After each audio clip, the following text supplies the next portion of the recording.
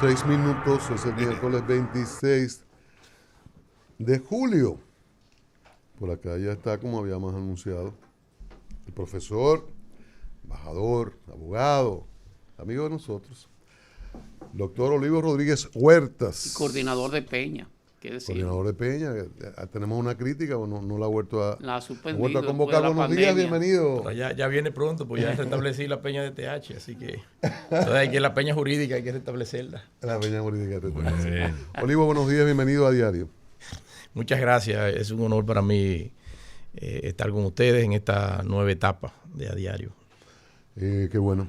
Olivo, el ambiente, el sistema de justicia en sentido general, un poquito más abierto, el ámbito institucional en el país.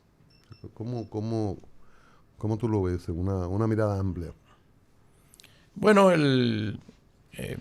un sistema que en los últimos tiempos ha tenido una diversificación por los temas asociados a la investigación y persecución en ámbitos en que tradicionalmente no era muy frecuente los procesos, al margen de la dinámica histórica en que se desenvuelve. Es un sistema que está en un constante proceso de construcción. Está conformado por varias aristas. Una es el sistema judicial en sí, que lo integran los jueces, el Poder Judicial, pero la labor efectiva de la justicia requiere también de otros elementos y otros complementos. Y un papel muy fundamental en ese ámbito lo tiene a su cargo el Ministerio Público, que sin ser parte del Poder Judicial, sí forma parte del sistema de justicia. Y en una de las manifestaciones en que actúa los tribunales que conforman el Poder Judicial, el papel protagónico, porque es quien activa la puesta en marcha de proceso, lo realiza el Ministerio Público, y son los jueces los que en diversas etapas, sobre todo en aquella que tiene que ver con los asuntos de carácter penal. Allí la interrelación que se da entre el Ministerio Público como integrante del sistema de justicia y tribunales es lo más intensa, y lo acompaña desde los primeros pasos en la etapa preparatoria del proceso penal, lo acompaña así como resultado de ese proceso, de esa fase preparatoria.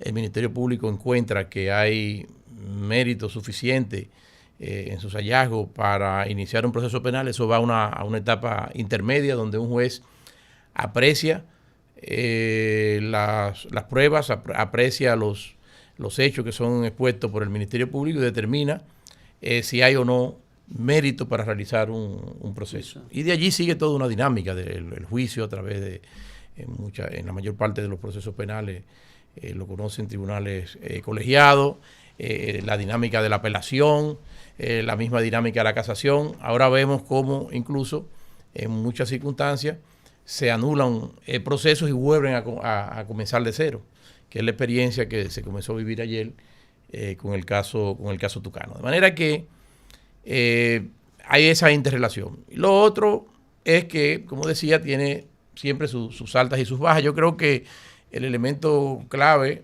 en el proceso de transformación de la vida judicial dominicana está, por un lado, en la Escuela Nacional de la Judicatura, que es donde se forman los jueces.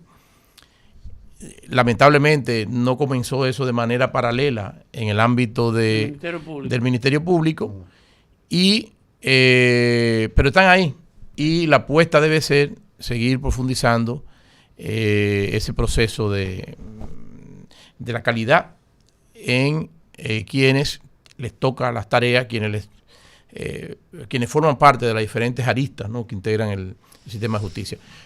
En esto también hay un complemento muy importante, que es la llamada policía judicial, es decir, aquella que asiste al Ministerio Público en las investigaciones de los crímenes y delitos. Se dio un gran paso de avance. Lamentablemente eso no pudo ser en la reforma. Primero está la ley del Ministerio Público, luego de la Constitución del año 2010, se hizo un gran esfuerzo y se creó el cuerpo técnico de la Policía Judicial. Recuerdo que allí mi compadre Radamés Jiménez, que era el Procurador General de la República, hizo un gran impulso, pero mi amigo Guillermito le rompió la muñeca, y a pesar de que eso estaba en la ley, mi amigo Guillermito Guzmán Fermín, entonces jefe de policía, eso se bloqueó, y se bloqueó con tanta fuerza que en el año 2016, cuando vino la nueva ley de la policía, ese artículo se eliminó, pero estuvo en la ley orgánica del Ministerio Público, y hubiese sido un gran alto dirigente paso de avance, porque lo que se buscaba era especializar una parte de, que es muy importante, especializar un cuerpo técnico que ayude y que no esté sujeto a los vaivenes. Ah, no, tú eres policía especializado en investigación, bueno, pero vete ahora para tal o cual determinante. Entonces, eso, la eficacia del sistema de persecución penal requiere que se especialice un cuerpo dentro de la policía especializado en los temas de auxiliar al Ministerio Público. Yo recuerdo un día que me llama mi amigo Sergio Tulio Castaño, que Guillermito nos invitaba, siendo jefe de la policía, a un almuerzo, entonces estaba con la plana mayor de la policía, y decía, no, nosotros en la Constitución pusimos aquí que ya la policía era la que tiene la capacidad constitucional. Digo, le decía general, porque estaba en su despacho, general, pero lea la parte final que dice, bajo la dirección de la autoridad competente. Y la autoridad competente es el Ministerio Público. Entonces, incluso, fíjate tú, la astucia que se intentó y se llegó a poner nunca había figurado la policía, que yo recuerde, como institución. Siempre figuraba las Fuerzas Armadas en los textos constitucionales. La policía nunca, por primera vez se pone ese texto. Deliberadamente se incluye eso, pero obviamente en algún momento en el Congreso vino la sensatez, pero se le puso una coma y dice, bajo la dirección de autoridad competente. Bueno, le quitaron lo de civil, es una institución de carácter policial. La Policía Nacional es una institución de carácter policial. No, pero o sea civil o sea militar. O sea, no pone ni civil ni militar. La Policía Nacional es realmente un cuerpo sui generis, porque es un cuerpo sui generis, porque en términos reales es un cuerpo civil, correcto. Pero en términos de organización y estructuración opera como si fuese un cuerpo militar. Entonces está ahí en esa lectura general, un poquito ahí, que yo lo pensaba de inicio, lo institucional mezclado con esa parte. O sea, el ámbito institucional del país, porque esa es una parte de lo institucional. Una mirada rápida. Bueno, no sé a qué aspecto específicamente. Bueno, el funcionamiento de las instituciones, la dinámica de las instituciones. En el ámbito que tiene que ver con la justicia, estamos ahora con recursos de que no se cumplen decisiones del Tribunal Constitucional, bien, ni del administrativo en ocasiones, y hay, sí, bueno, eso es una... Por ejemplo, la ley de extinción de dominio, que vamos a hablar de eso, ahora se le hizo una ley para que entre en vigencia después de un año que contemplaba la ley, y hay muchas situaciones del orden institucional que generan dificultades. Un partido que manda a un gobierno extranjero a que revise una lista. O sea, ese tipo son varios temas muy interesantes. Pero yo creo que uno primero sí debe ser a la altura que está la democracia dominicana ya. Realmente, como dijo el magistrado presidente del Tribunal Constitucional, profesor Milton Ray Guevara, que ha llevado la voz cantante en este tema, es una vergüenza realmente para el Estado Democrático Dominicano que las decisiones no se cumplan. Es realmente una lástima, una pena que tanto las decisiones que adquieren la autoridad de la cosa irrevocablemente juzgada en sede judicial, como las decisiones que adopta dentro del ejercicio de sus competencias el Tribunal Constitucional como máximo intérprete de la Constitución, no se cumplan. O sea, realmente nosotros no tendríamos forma de explicarle a nadie cómo, si nos preciamos de ser un Estado civilizado, un Estado democrático, un Estado de derecho, podemos justificar acciones de esa naturaleza. Porque las decisiones que le ponen punto final en sede jurisdiccional, sea en la jurisdicción judicial, sea en el ámbito constitucional, ya pasan de es la verdad, la res judicata, y desconocer la misma es la afrenta mayor. De manera que esa queja que ha externado el profesor Milton Ray Guevara, que ha tenido liderazgo en esto, es muy importante.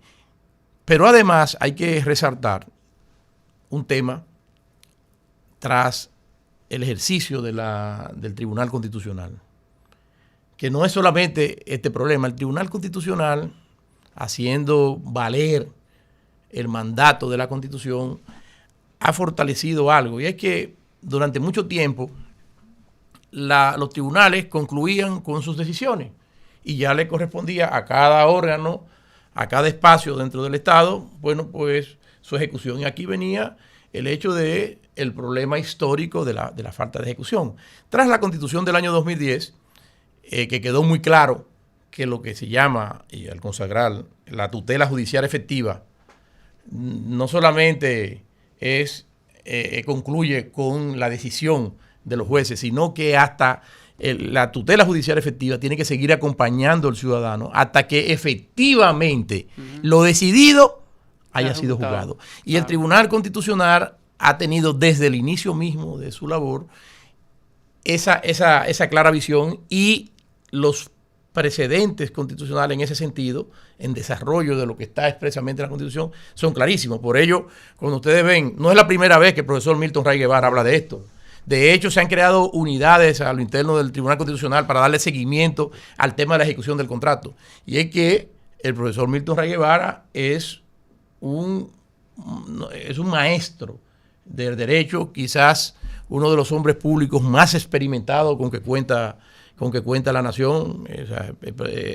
Nosotros como dominicanos debemos sentirnos muy, muy orgullosos de contar con un hombre público de la estatura de Milton Ray Guevara, y por ello él no se cansa ni se cansará de seguir advirtiendo esto, porque hay alguna gente que dice, no, pero que escuché a algún desorejado en estos días diciendo, no, que ahora, el profesor Milton Ray Guevara siempre ha hablado de eso. Pero no solamente ahora, lo hablaba también cuando inició dentro de la Fundación Institucionalidad de Justicia, que fue el primer director ejecutivo cuando se inició hace ya por finales de los años 90 para impulsar el sistema de justicia. Ahí están todos los escritos y toda la insistencia, porque la verdad es que un Estado en que no se cumplan las decisiones judiciales es una total y absoluta vergüenza. Olivo Rodríguez Huertas, tú tienes una experiencia y un reconocimiento en derecho administrativo ya de corte iberoamericano, o sea que nos puedes ayudar a reflexionar sobre lo siguiente. Hablábamos aquí en la mañana de hoy sobre lo que yo denomino la rabalización institucional. O sea, nos llamaba la atención la estabilidad macroeconómica y política del país en un país donde no se cumplen sentencias definitivas, donde el Estado cada día expresa una incapacidad casi congénita para cumplir y hacer cumplir las leyes, pero al mismo tiempo, comparativamente, vamos bien en estabilidad económica, estabilidad política. En tus estudios comparativos en Iberoamérica, ¿cómo explicar este fenómeno? Bueno, es realmente milagroso. Yo creo que el manto, ¿tú estás de acuerdo yo creo que el manto protector de la Virgen de mi pueblo, la Virgen de la Altagracia. Yo cruzaba todos los días para ir al Colegio La Salle, donde yo estudiaba en los años 70, en Higüey. Yo atravesaba la basílica, porque el Colegio La Salle justo está detrás de la basílica de Higüey. Es más, me tocó durante mucho tiempo, cuando se hizo el proceso de restauración de la imagen de la Virgen, Lolita, una española, siempre estaba en uno de los laterales por donde cruzábamos, nosotros nos parábamos, los muchachos, atravesando. Ella, en ese trabajo, lo recuerdo, pero ya por el año 74, 75, y antes, en los tiempos que se iba a poner el carrillón, la famosa 45, que después nos olvidábamos de algo, que íbamos a tener esas campanas que creo fueron donadas, creo que fueron construidas elaboradas en Francia, y nos olvidábamos que no teníamos luz. Porque yo viví en Higüey hasta el año 78, octubre del 78, y yo no recuerdo haber visto esta luz. O sea, en Higüey llegaba, era un chorrito que cuando se La gente no sabe eso. Ahora Higüey es un pueblo muy próspero, con pleno empleo, se mueven más motocicletas y vehículos y de todo. Por ahí ya es un desarrollo, ha llegado hasta la punta, hasta Punta Cana, hasta yo llegué allá. Pero en Higüey era un chorrito de luz. Era cuando era con el voltaje, un regulador de voltaje que teníamos que poner para que subiera un poco la imagen. Porque era a partir de las 11 de la noche, cuando todo el mundo se acostaba en La Romana y en San Pedro de Macorís, que el voltaje mejoraba en Higüey. Me pasé toda la vida así. Entonces, esto es el producto justamente del papel de la Virgen de la Altagracia. Pues tú dices, tú tiraste ahí dos cositas que son para reflexionar. No se cumplen. Pero eso era como habitual. Bueno, que no se cumplan las decisiones de los tribunales no significa que no hayan tribunales y que no hayan sentencias, se dieron las sentencias. Que no se ejecutaran, eso es otra cosa. Pero también, y ustedes también, cuando venía camino a la emisora, hacían el comentario de lo penoso de la falta de cumplimiento de las propias leyes. Claro. Es decir, se dictan no solamente los actos de los órganos, de las altas cortes, de los órganos jurisdiccionales del Estado, que no se aplican una vez adquieren la cosa juzgada, la verdad judicial, sino que también las leyes que emanan de las cámaras tampoco se cumplen. O cuando se cumplen, se cumplen a la manera, ¿no? O en algunos casos se le aplican, para utilizar un dicho español, para mis amigos todo, para mis enemigos las leyes administrativas. Seguro. Entonces, ese es un... No es así que dice el dicho, pero vamos a dejarlo así. Ese es un defecto. Es más feo de ahí. Es más feo de ahí. Es un grave defecto que seguimos padeciendo. Y súmale eso a mí me preocupa a las leyes sin garra. Exacto. Que es la otra es, exacto, el profesor Eduardo Jorge Bra desarrolló mucho cuando estuvo en los tiempos en la dirección de la FINJU, hablaba de que las leyes las dejaban sin garras, o las pocas garras que tenían se la eliminaban. Por ejemplo, la ley de contrataciones públicas, la 34006, atención, estableció como un tipo penal que daba lugar a sanciones de 2 a 5 años, todo eso que ahora se imputa, de la vulneración de los procedimientos, los mecanismos irregulares para llegar a adjudicar un contrato, eso estaba tipificado como un delito. Pero a los 6 meses, a 5 meses, la ley se dictó en septiembre del año 2006, tenía vacatio legis. Sí. Y una parte de la ley iba a entrar en diciembre. Bueno, pues justo en diciembre se modificó la ley, porque los norteamericanos no se sentían tranquilos con aquello de que cuando existe un tratado, el tratado prevalece en su aplicación sobre la ley en relación a ese punto. Los norteamericanos dijeron, no, póngamelo en la ley también eso. Y hubo que, yo recuerdo mi amiga doña Elena Brineman, que era la directora de USAID entonces, hubo que hacer la reforma, se modificó la ley para incorporar esas cosas que estaban dentro del tratado. Pero ahí los legisladores aprovecharon y eliminaron el tipo penal. Pero una acotación y lo mismo pasa con el resto de las leyes de la administración financiera del Estado, donde la inobservancia de las leyes de presupuesto, crédito público, etcétera. Eso lo veíamos con Julián allá en el máster en Derecho de la Administración del Estado, donde precisamente decidimos incluir un módulo que trataba justamente de la conexión de todo el régimen de la administración financiera del Estado con todos los temas del funcionamiento de la administración. Bueno, pues todas esas leyes se dictaron muy lindas, pero el sistema de consecuencia fue prácticamente dormido. Entonces, ese sistema, esa ausencia de consecuencia es en 2 planos. Uno, en que precariamente en muchas ocasiones se cumple la ley, casi siempre buscamos mecanismos. A mí casi me busca mucha gente, pero mire, digo, no, pero yo no soy mago, porque yo no me puedo salir del marco de la ley, una interpretación, es decir, lo que hay es lo que hay. Bueno, pues tenemos esa cultura y eso realmente creo que es una afrenta. Yo he escrito en algunas ocasiones que el gran problema que tiene nuestro país ha tirado para adelante, al margen de todo eso, con la ayuda de la Virgen de la Altagracia. Estamos en términos económicos, de desarrollo, de buenas vías de comunicación, etcétera. Estamos muy bien, pero en términos institucionales seguimos de manera muy precaria. Y esa precariedad tiene como punto de partida, por ejemplo, que no hemos logrado nosotros instaurar, y es una de las grandes falencias que tenemos y de las grandes debilidades que causa mucha ineficiencia en el gasto público es con lo más simple, el estatuto de la función pública, la ley de nosotros no hemos logrado articular un sistema de carrera administrativa donde sean determinados los cargos que sean útiles para el funcionamiento de cada institución, y por eso tenemos la impericia, que ha generado ese tema de que no obstante que no constituye un tipo penal la violación a la ley de contrataciones, haya muchísima gente sometida por eso. ¿Qué ha causado? Que uno de los grandes problemas que ha tenido esta administración es que no ejecuta los planes de inversión. ¿Por qué? Porque todo el mundo está chivo, nadie quiere caer preso. Entonces, cualquier violación que se haga, incumplimiento, inobservancia, puede mañana ser objeto de una investigación penal y dice, no, yo no voy a caer preso. Entonces, eso se está manifestando hoy, fíjate. Por eso. ¿Y por qué pasa eso? Porque cada vez que se llega a la administración pública, incluso dentro de un mismo partido, es más, dentro de un mismo partido, cuando cambia hasta un ministro, una gran parte de la base técnica sacan al personal. No hay un régimen de estabilidad. ¿Por qué no hemos podido tener un sistema de control que funcione? Los auditores van allá a trabajar y que la Contraloría General de la República o la Cámara de Cuentas. No. Lamentablemente allí van las personas que no encuentran trabajo en una buena firma de autoría. Entonces, esa visión, ese esquema, hay que cambiarlo.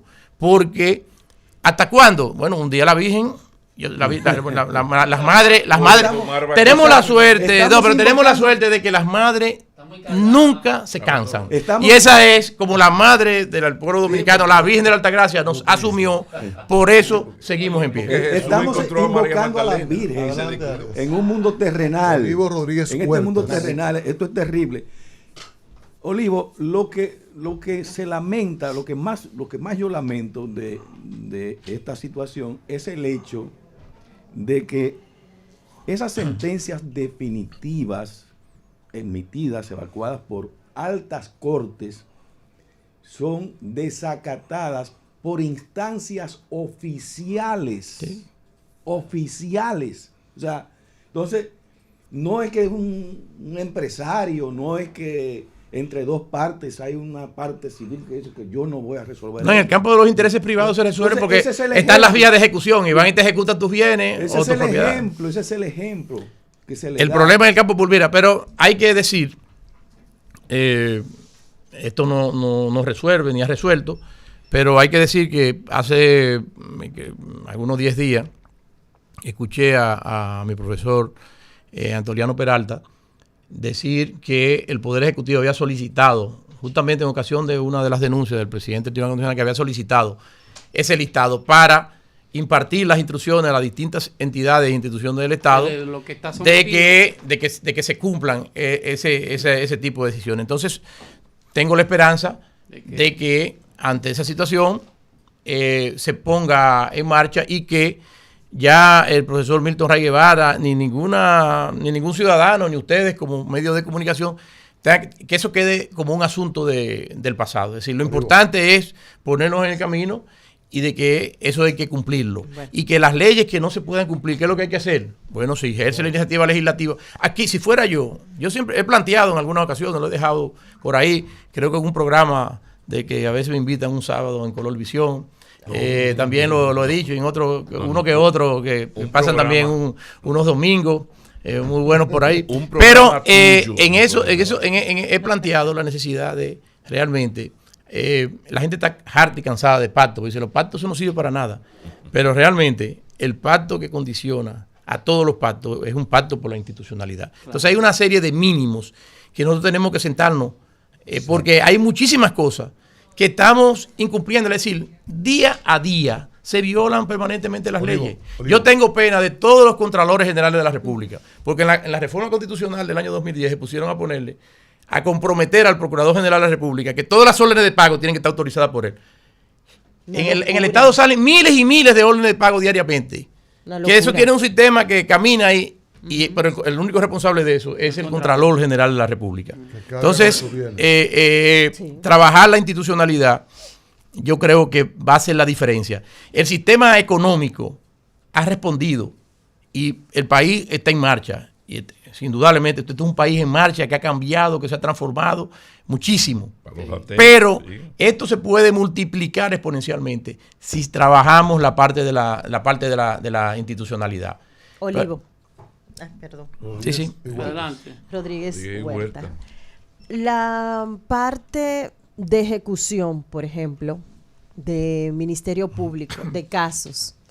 Una señora falsifica títulos, se descubre a través de un programa de investigación y se va en la madrugada a su casa, se filma y está en todos los medios de comunicación. Hay casos donde se filma cuando se llega a la persecución o a detener a personas que están señaladas por corrupción, supuesta corrupción en el gobierno, también se filma, pero no son todos los casos. ¿Esto cómo lo evalúa usted en el comportamiento de esa parte del sistema? No debiera ser, pero es una vieja y dañina práctica que atenta contra los principios más elementales en el sistema de protección de las personas frente al sistema de justicia, que es la presunción de inocencia.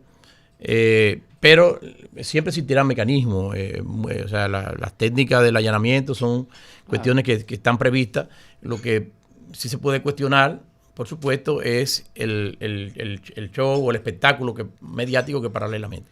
Lo que pasa es que al fin y al cabo esta es una sociedad bastante abierta. Yo no creo que sea necesariamente una correlación de que han habido casos en que es obvio que el deseo del espectáculo ha estado claro, ¿no? Una de las manifestaciones más claras de eso fue el espectáculo del tema de Odebrecht, ¿no? Sí. Personas que habían ido, porque si una persona va a comparecer, ¿qué necesidad tú tienes de hacer un espectáculo, de ir a buscar a una gente a su casa? Si la persona no se está resistiendo, entonces te puedes comunicarle ahí, pero usted tiene una orden de arresto. Totalmente. Y se acabó y eso no va a pasar. Hay casos en que se hace necesario a los fines de completar o buscar la búsqueda de elementos para fortalecer el caso penal, que el allanamiento se hace necesario porque hay personas que pueden tener evidencias en su caso. Entonces esa medida está prevista hacia esos fines. Ahora bien, hay que separar eso de los mecanismos que se utilizan. Ahora bien, ¿qué pasa hoy día también? Todos podemos comunicar. Sí. Ya el monopolio de comunicación que estaba en los medios de prensa, escrita, televisiva, eso, pero ahora un vecino ve, sobre todo que ya la ciudad, el profesor, que es un experto en temas de la vida de la administración local, el profesor Roa, sabe, ha habido una mutación urbanística. Todo son edificios, entonces del edificio se ve todo. Imagínate tú, entonces una gente, están allá, comienzan, mandan, y cuando viene a ver ya eso es trending topic en las vías de comunicación. Entonces se genera eso. Claro. ¿Qué es lo que quiero decirte? Que en muchas ocasiones, aún quieras actuar de la manera más discreta, el Ministerio Público en esos casos, siempre va a pasar, pero realmente es una afrenta. De hecho, en la Constitución, pero pasa mucho, fíjate, la Constitución del año 2010, realmente una revolución institucional sin precedentes,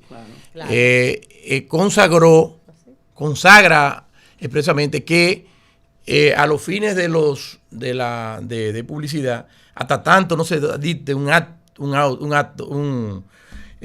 orden de apertura a juicio, una sentencia que ordene la apertura a juicio, fíjate tú, en la etapa intermedia, hasta que no se diga, mira, sí, aquí hay mérito, no debe pasarse eso a los registros públicos, en consecuencia debe darse a la publicidad. Es decir, la protección de la intimidad está garantizada justamente desde la Constitución. Es decir, hasta que no haya un auto que ordene la apertura a juicio, no debería generarse toda esa indagación. Pero sabemos que ahora todavía pasa que esa presunción se encuentra muy vulnerable, incluso antes de que tú sepas que te están investigando oficialmente. Es decir, porque te pueden iniciar investigación. Pero eso va a continuar, Olivo. Porque en el pasado se criticó, el pasado gobierno hizo mucho eso y se criticó duramente. Entonces cambian las autoridades y eso sigue. O sea, gente que dice, mira, me estás investigando, yo estoy aquí a tu disposición, llámame cuando tú quieras. O sea, eso ya no tiene que ver con justicia, eso está más cerca de la política. En la medida en que se instituciona. Déjame hacerte la pregunta para la coordine ahí. El tema de los sobrenombres en los casos. Pulpo, Coral, 5G, qué sé yo. El tema de los sobrenombres con relación al derecho constitucional al buen nombre. 1. 2. el tema de los 18 meses no es una remembranza como de aquel juez que conocíamos, Severino. Juan María Severino. Mira, uno de los asuntos en este campo es la dificultad de la puesta en práctica, ¿no? de esos mandatos. Por más que se quiera, siempre habrán ese tipo de limitaciones. Hay un artículo, y en la medida en que se profundice la institucionalidad y la proclama de independencia para todo el sector justicia, ¿no? Tanto en el ámbito del Poder Judicial como del Ministerio Público, se profundice, existe dentro del Código Penal un sistema de consecuencias. Hay un artículo, se explica muy poco, se llama es el artículo 114 del Código Penal, que es el atentado, violación a la Constitución, cuando se atenta a las libertades individuales. Entonces, todas esas cuestiones que vienen a atentarse, y eso castiga con la degradación cívica, es decir, con la pérdida de la posibilidad del ejercicio de funciones. O sea, el artículo 100, todos esos actos arbitrarios que atentan directamente contra las libertades fundamentales que están reconocidas en la Constitución, constituyen a su vez un tipo penal. El asunto ahí es después de quién le pone el cascabel al gato. Cuando, sobre todo, si en ocasiones esos atentados emanan del órgano que tendría que hacer ese tipo de persecución. Pero no es que el sistema está correctamente diseñado. Son los mecanismos a disposición para esos fines, porque el artículo 114 habla atentado a la Constitución en la manifestación de la violación de las libertades. Y todo esto que hemos mencionado aquí, del derecho al buen nombre, la presunción de inocencia, etcétera, todas esas cuestiones, cuando son trastocadas de manera incorrecta, pudiera dar lugar y los 18 a la aplicación. Que es como una constante. Bueno, mira, sabe que la gente, aquí hay que, y yo he señalado eso en otras ocasiones, dentro del sistema de justicia ya decíamos, aquí hay dos patas fundamentales, ¿no? Está la pata del Ministerio Público, está la pata del sistema de los jueces en sentido general. Quienes están para garantizar y tutelar los derechos, todos, se supone que todos, también el Ministerio Público, todos, pero en la lógica normal, quien se convierte en un freno, en un mecanismo de protección de los derechos fundamentales de las personas, son los jueces. O sea, el Ministerio Público puede pedir lo que entienda. En este caso, ha sido una práctica ahora en las investigaciones de corrupción que se pidan automáticamente 18 meses. También tenemos que ver que veníamos de un sistema. Hubo una ocasión que yo estaba en un tema disciplinario que conocía antes el Pleno de la Suprema Corte, y un magistrado le dijo a una juez que yo estaba asistiendo, dijo: magistrado, ¿usted conoce la dimensión axiológica de la justicia? Entonces ahí queda así, y le dice: mire, inmediatamente él pasa a decir, la dimensión axiológica de la justicia es que cuando un juez va a decidir, no es exclusivamente en base a lo que diga el derecho, sino qué va a pensar la gente de esa decisión que usted adopte. Entonces yo le dije, yo pedí un receso, digo, magistrada, pedí a los jueces de la Suprema que estaban conociendo como jueces disciplinarios un receso, déme 5 minutos, y salgo afuera y digo: mire, magistrada, esta gente lo van a votar, porque ellos lo que están diciéndole es que usted actuó bien, correcto, ajustada a derecho. Pero usted no pensó que ese caso había tenido una dimensión pública y que la gente no iba a pensar eso. Entonces usted la van a votar, pídale disculpas a esa gente ahí, papá. Después me comentó un magistrado común, muy amigo tuyo y mío, me dijo: oye, pero qué buen consejo, porque nosotros le íbamos a votar. Digo: no, ustedes lo que son unos abusadores, ¿entiendes? Porque la dimensión axiológica de la justicia. Entonces, eso está bien que lo piensa desde el lado del Ministerio Público. Mira, aquí no ha habido, en grandes casos, como no ha habido históricamente, la gran falencia, y por eso está pagando esas consecuencias de gobernar tantos años y de ser tan tibio en las cuestiones vinculadas a la corrupción, o sea, donde no distinguía gente que desde el gobierno hacía un buen trabajo de aquella gente que entre el gobierno no la hacía. O sea, esos 20 años del PLD, y bueno, paren este tipo de situaciones, y entonces en ese contexto se entiende como una forma de importantizar. Pero una cosa es que lo pide el Ministerio Público, otra cosa es que es el juez, que es el garante del derecho, de la Constitución y de Cobarde. todo, el que tiene que decir, mire, realmente aquí fulano o fulana de tal no ofrece ningún No hay peligro de fuga. no ofrece peligro de fuga o no está dentro de esos supuestos que están consagrados. Es decir, esa persona puede perfectamente en libertad Entonces, hacer sus mecanismos qué de defensa. pasa? Pero aquí entonces la debilidad la tiene el sistema de dimensión axiológica de la justicia. Ay. Que, fíjate Está tú, que yo te lo bonito, ponía a está propósito bonito. de Bonita palabra. una. Entonces, el tema es ese. El trabajo del Ministerio Público es eso. Y en temas serios, no, yo tengo que ser duro y tengo que pedir. Pero al fin y al cabo, el que va a decidir no es el Ministerio Público. El culpable de eso no es que el hecho de que se pida los 18 meses. Porque el Ministerio Público está dentro de una discrecionalidad y de unas razones que invoca en cada caso para esos fines. Ahora bien, el asunto es que quien está sentado para ser mi defensor frente o para que me escuche imparcialmente frente a mi acusador, que son los jueces, cuando los jueces lo que hacen es que asumen esas tareas. Entonces, aquí se están viendo cosas donde aquí se están viendo cosas donde hay jueces que pueden salir hasta premiados. Espérate, pero Pueden salir premiados. Olivo. Entonces, esto es un sistema.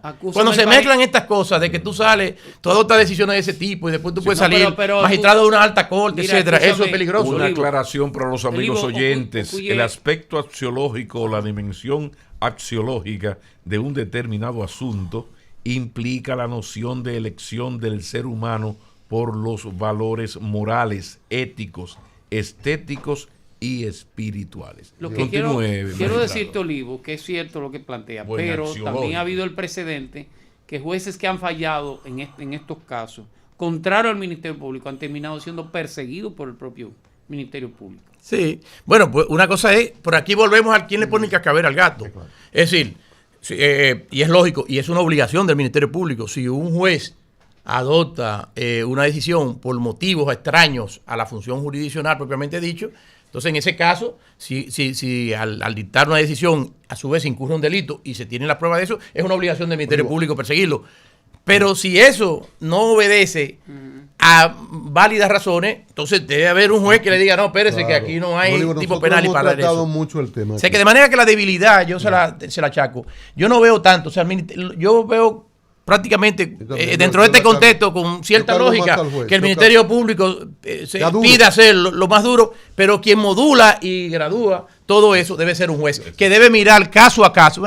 Aquí existe peligro de fuga, cuál es la capacidad de entorpecer la marcha o el éxito de la investigación, etcétera, etcétera, etcétera. Yo cargo más al juez, usualmente. Le hice la pregunta. Claro, pues coincidimos en eso. Al presidente de la Suprema. Sí, coincidimos en eso. Entonces, como la Revolución Francesa. Digo, No por soy yo ejemplo, que te fusilo, es la revolución. La revolución. Pero te va como quiera. A un joven, yo siempre cito un jovencito. Estoy leyendo mucho ahora sobre Mirabeau en las obras de Ortega y Gasset.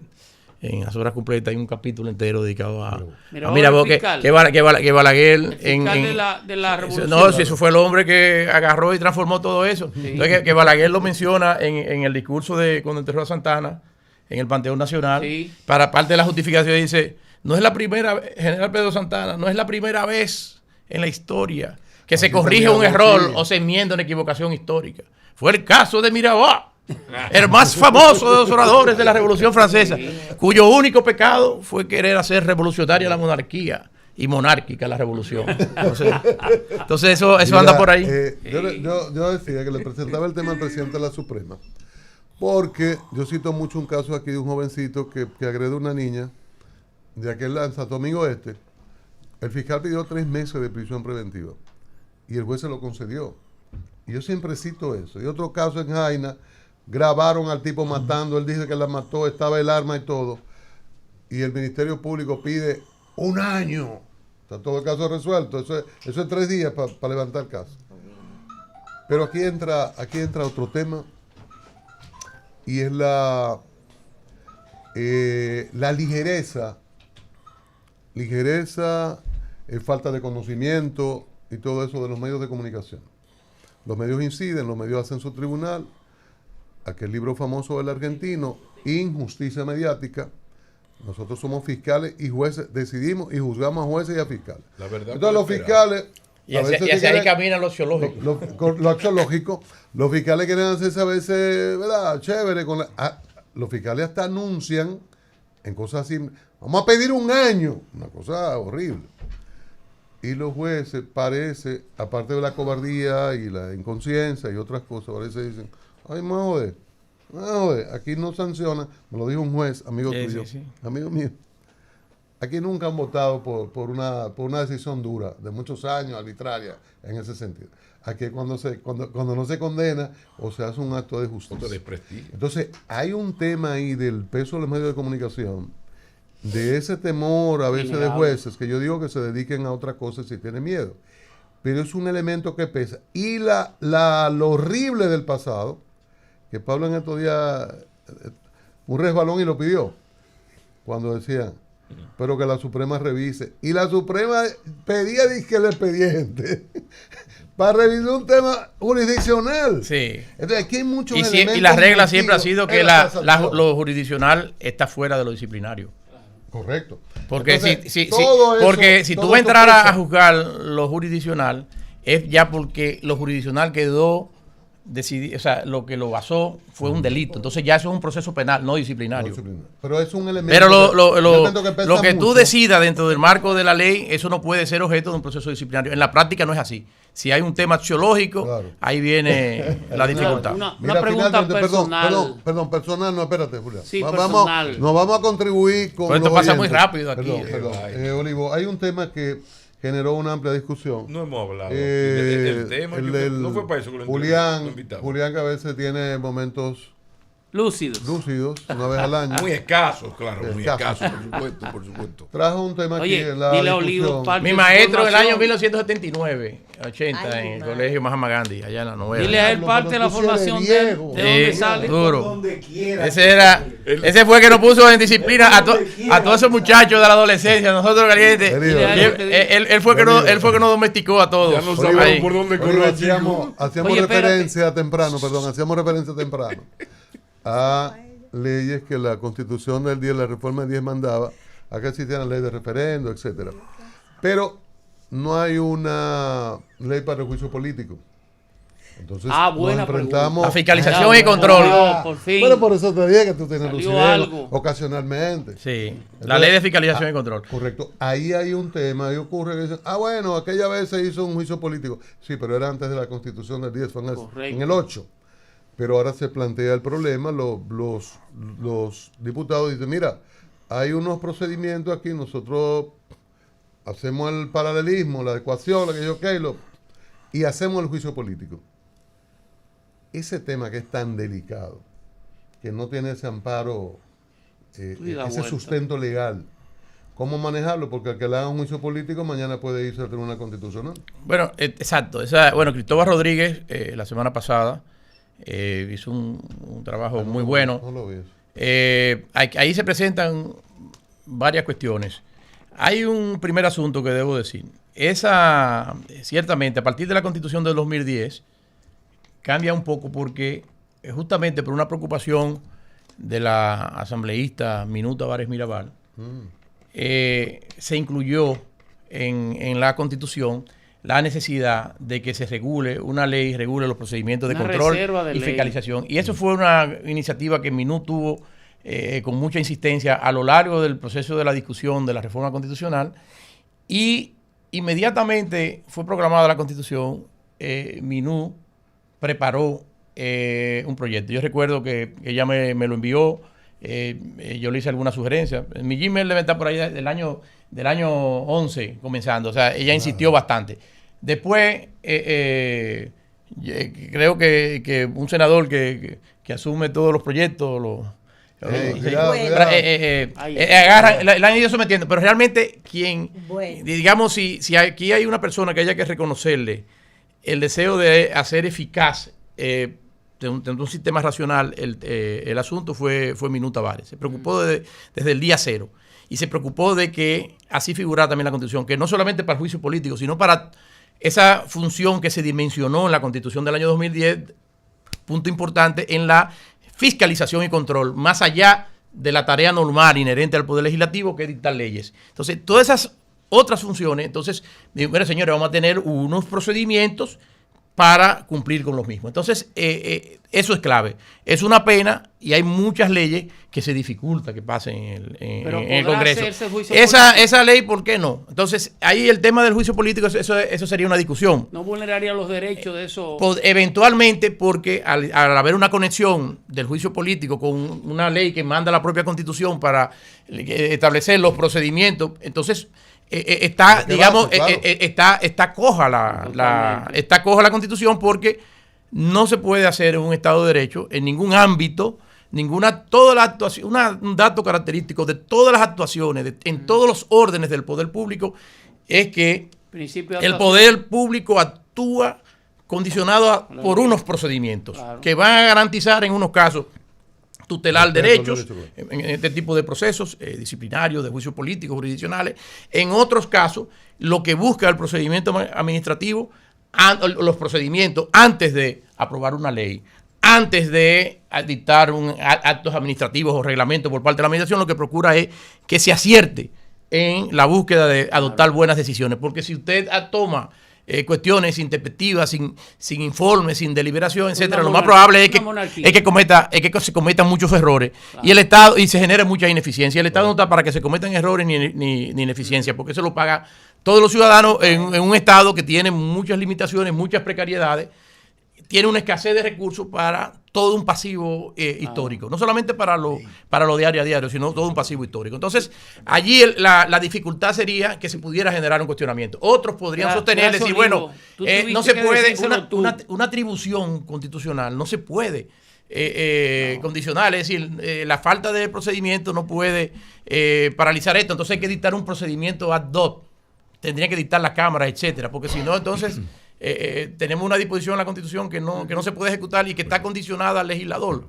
Durante mucho tiempo, fue parte de un cambio que se dio. Dice, no, mira, las disposiciones constitucionales tienen que ser autoaplicativas o operativas. Una especie de reglamento. Habría que hacer algo. El referendo tiene ese problema. Olivo, la próxima entrevista la vamos a comenzar a las 7:05, porque tenemos un buen rato.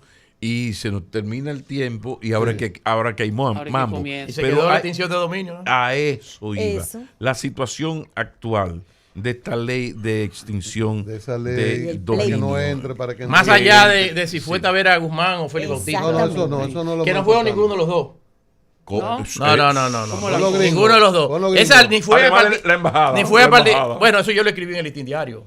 Yo identifiqué la persona que con una generosa ayuda de la Embajada de los Estados Unidos preparó frente a la casa del doctor Balaguer ahí en el hotel, o sea, un grupo prepararon lo que fue el primer proyecto. Entonces, ese primer proyecto tras la Constitución del 10 lo presentó en el 2013 Julio César Valentín, Charles Mariotti y Dionis Sánchez. Fueron los primeros tres que presentaron ese proyecto en el 2013, 2014. Esa ley está desde ahí, desde entonces. Esa es la realidad de esa ley. Y la base de eso fue un texto que preparó el entonces magistrado de Corte de Apelación, hoy magistrado del Tribunal Constitucional, el magistrado Manuel Ulises Bonelli, que no estuvo ahí por pura casualidad. Él no asumió ese liderazgo de redacción de ese anteproyecto exclusivamente por su buena formación, gran jurista, etcétera, sino porque incluso su tesis doctoral, su doctorado en Derecho Penal en la Universidad de Buenos Aires, la hizo Bonelli sobre el régimen de extinción de dominio. Y esa fue su tesis, que está publicada en un texto que fue laureada con grandes honores. Entonces, por eso trabajó, encabezó ese grupo que contó con esa generosa ayuda, trabajó ahí. Entonces, por ahí trabajaron también, entonces yo lo dije, Miguel Valerio, Pedro Balbuena, Ricardo Rojas León, sí. Pero no es eso. Entonces, la ley ahora, pero se aprobó la ley de extinción de dominio. Se promulgó. Ahora lo que se está buscando es posponer la entrada en vigencia por 6 meses, con el tema que ha generado toda una polémica desde la semana antepasada.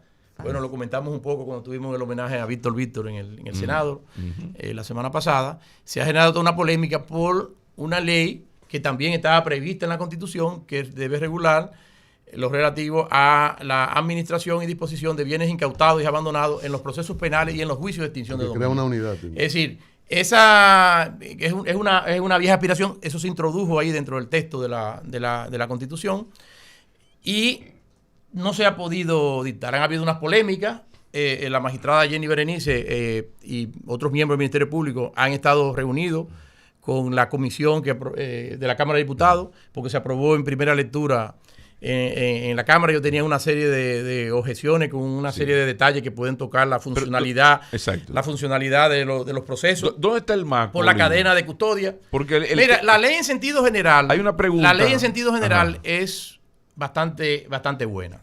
Son unos determinados aspectos que hay que corregir. ¿Qué es lo que pasa? Desde el primer estatuto del Ministerio Público que impulsó, que en paz descanse, don Virgilio Bello Rosa. Fue el primero que intentó crear todo un nivel de institucionalidad en el Ministerio Público con un sistema de carrera, etc. Grande hombre. Y luego la ley del Ministerio Público se dictó tras la Constitución del año 2010, establecen que los fiscales, los miembros del Ministerio Público son responsables penal, civilmente por esos bienes. Entonces, históricamente, desde el año 2005, cuando ya con eso en vigencia, en la segunda administración del presidente Fernández, incluso el presidente Fernández dictó un decreto donde ordenaba que esa oficina de bienes incautados, que estaba en el ámbito del Comité de Lavado y en el ámbito del Poder Ejecutivo, tenía que pasar al Ministerio Público. ¿Por qué? Porque el Ministerio Público era responsable penal y civilmente, y el presidente dictó un decreto en ese sentido ordenando el traspaso. Se estableció una transitoriedad. Nunca se ha podido, se pasaron los 8 años, los 7 años restantes que tuvo el presidente Fernández, los 8 años del presidente Medina, ya van 3 del presidente Medina, y eso no se ha puesto en ¿Y dónde está el marco? Entonces, ¿qué es lo que pasa? Eso pone en riesgo al Ministerio Público. Atención. Además, por otro lado, hay un aspecto que es que le ordena a prácticamente pasar en un lapso muy breve a otra autoridad que va a estar fuera del ámbito del Ministerio Público el tema de los bienes. Y hay unos inconvenientes que me explicó la magistrada directora de persecución del Ministerio Público que generarían dificultades de carácter práctico.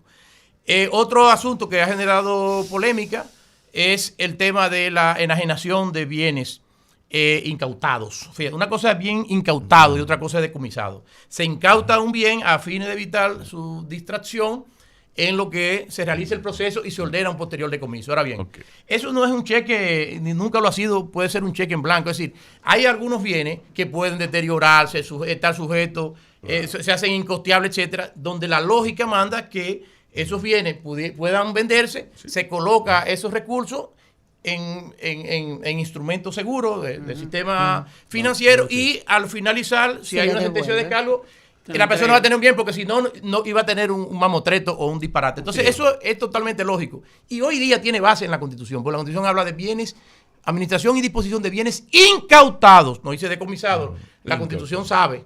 Y el que redactó ese artículo sabe lo que estaba poniendo también. ¿No? Y el tema que redactó ese artículo sabe lo que estaba poniendo. Entonces, ahí, en ese caso, no es para todo. Hay un sistema que estableció la ley de extinción de dominio, que podría ser la discusión de decir, pero podrían comenzar a distraer y a vender esos bienes. Entonces, yo creo que allí lo que hay es que volver, pensando uno en que el sistema judicial debe jugar y juega su papel, que eso esté sujeto cuando se entienda que es necesario por esas razones específicas de conservar el valor del activo, que se deterioraría y se perdería, en esos casos que esto esté sujeto a algún tipo de control judicial. En la ley de extinción de dominio se puso así. En esta ley no se requeriría autorización judicial. Espérate. Se aprueba una ley, se promulga la ley, se da un tiempo de entrada de 1 año para hacer esos ajustes. Llega el tiempo, no se ha hecho. Pero ¿por qué hacer otra ley? Realmente es indispensable. No, porque la ley es para administrar y pues es una ley separada de la ley de extinción de dominio. Porque la ley de extinción de dominio, los procedimientos, los procesos de extinción de dominio, como los procesos penales, pueden generar bienes incautados. Claro. Entonces son cuestiones comunes. O sea, eso no tiene una ley, no tiene necesariamente que ver con la otra. Y operativamente puede funcionar. Porque el Poder Judicial ha funcionado sin el sistema del Código Penal, las leyes especiales han funcionado con todas esas dificultades de la oficina. O sea, eso no es el tema. si se está posponiendo, no es necesariamente por esta razón. Olivo, o sea, esa es una lógica que han querido. No. Realmente, señores, Pero ustedes se está saben, usando una ley ustedes saben, política. señores, No se señores, quería. ustedes saben que Es un tema político. Oye, Dilo, señores, dilo. ustedes saben que Dilo, esa dilo. ley existe No se aquí quería, Dilo. por la presión De del gobierno de los Estados Unidos. Claro. Si no es por miedo a los gringos, aquí no hubiera ley de extinción de dominio. Exacto. Finalmente, finalizando y finalmente ya. La generosa, el ¿cómo que usted tema, le llama? la gran La pregunta. generosa ayuda. La generosa ayuda. Pero la gran pregunta. Del amigo americano, como yo le llamo. ¿Se podrá aplicar o formular la gran pregunta? Señor, ¿y de dónde usted sacó esta fortuna? A partir de esta ley es posible aplicarle esa pregunta puede a Sí, cualquier mira, ciudadano, es funcionario. Sí. Obviamente aquí hay toda una discusión. El efecto, ¿se aplicará esto también a patrimonios adquiridos antes de la entrada en vigor de la ley? Esa es una pregunta, eso es una gran discusión. Eso preocupó bastante a Félix a lo largo, gran parte del proceso de por qué no se aprobó esa ley a partir del año 2013 era porque mi amigo Félix externaba. ¿No? Yo tuve el senador Bautista, ¿no? Exacto. Entonces, tuvo mucha preocupación con ese aspecto. Decía, no, tiene que ser de ahora en adelante. Lo que pasa es que allí es no entender un concepto. ¿Qué es lo que pasa con la extinción de dominio? O sea, Pero se la quedó extinción es un mecanismo, es una vía procesal para declarar que un bien fue ilícitamente adquirido. Entonces, ese ilícitamente adquirido pasa ya, no por un tema de carácter penal, sino si se cumplieron con los requisitos para la validez de la adquisición. Todo contrato, toda adquisición de bienes se hace a través de un contrato. Y hay unos elementos comunes para la validez de los contratos. Consentimiento, yo recuerdo, el artículo 1108 del Código Civil, consentimiento, capacidad, objeto y causa. Sí, esos son los elementos de validez. Eso me lo daba mi profesor Cecilio Gómez Pérez. Entonces yo lo recitaba. Consentimiento, capacidad, objeto y causa. Entonces, si el bien es adquirido en base a una causa ilícita, entonces por eso que la acción es autónoma. Y si no ha transcurrido el plazo de prescripción del derecho común, entonces ahí era que estaba, pero al final se puso, no sé cómo quedó, y el propósito era que comenzara a partir de ahí. Lo que pasa es que una de las grandes dificultades, y yo escribí sobre eso en uno de mis artículos en el ITIN, una de las grandes dificultades era, y lo dije en el programa del maestro Pablo Macchini una vez, uno de los grandes problemas que frenaba el tema de la ley eran dos cosas.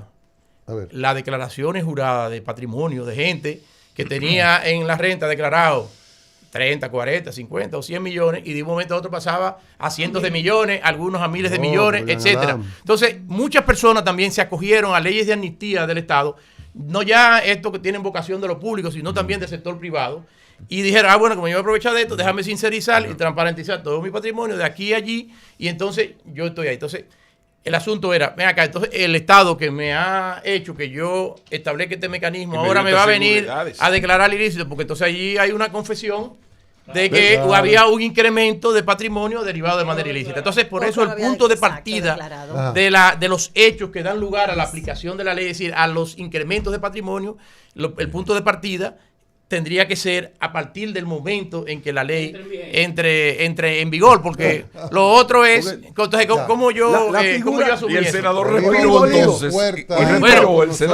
Todo eso va a depender de la jurisprudencia. ¿Cómo se va a interpretar eso? Porque estoy seguro que el Ministerio Público lo que va a asumir como concepto es que todo lo que no esté prescrito en el ámbito del derecho común puede dar lugar a un proceso de extinción de dominio.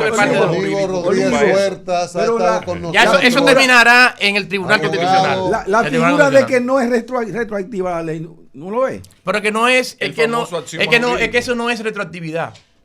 Porque eso no se va a aplicar es algo que está en vigencia. Ese es el criterio que no. El axioma. Pero algunos así lo interpretan. Y en enero no vuelve al final será el máximo intérprete de la Constitución el que dirá. En algún momento, ese detalle del punto de partida para la aplicación de la ley, eso será un tema que será discutido sin duda en el Tribunal Constitucional. Rodríguez Suerta, abogado, ha estado con nosotros. A las 7 de la mañana tiene que volver. ¿Tú vas para allá, para el este, o te quedas aquí? Sí. Bueno, acabo de aterrizar de Miami. Acabo de aterrizar de Miami. Entonces, tengo que trabajar.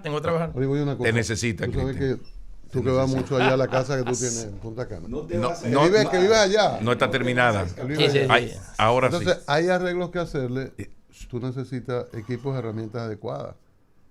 Aquí hay No, muchos porque es nueva, remesones, no es hay arreglo. muchos remesones, Son ¿no? equipos nuevos que hay que Equipos llevar. nuevos. Entonces, además de reconocimiento internacional, cuando tú salgas aquí en la San Martín, Ajá. próximo a la Máximo Gómez, a la derecha, dice materiales industriales. Ah, pero eso es lo mejor sitio de construcción. Una Los mejores materiales. completa, una ferretería completa. Eso Tú le dices sí. que te mandamos de aquí a diario. Perfecto. y- Nos dan un 10% de descuento. No, por es que lo menos. Virgil se queja porque esto no solo es derecho administrativo. Ese cuadro tiene 6 meses doblado ahí. Así es. Arregla ¿Cuál es tu esto. edad, Olivo? Voy a cumplir 58 ahora. Tenemos muchacho. tenemos a Horacio, José Horacio Rodríguez en breve. 58. Voy camino en septiembre. ¿Y cuánto tenía tu Y- profesor? Tengo espera, 57. Porque por ahí espera, El no, profesor no por ahí, tenía- no por Este ahí. perverso. Tenía No, 19, el no, profesor es algo Julián, importante, que daba algo clase. importante, no es la edad de Julián, es algo importante. Sí. Olivo, ¿te molestaría ser miembro del Tribunal Constitucional? No, Que lo no, elegimos- yo no que lo tengo, elegimos a yo no final de tengo, año. yo no tengo vocación de juez y mi paso por la vida pública ya concluyó. No, eso no lo puedes decir. Me consta que Eso se lo último no. propusieron varias En la veces. vida pública ya no. Eso último no. Información, puntos de vista, encuentros y desencuentros.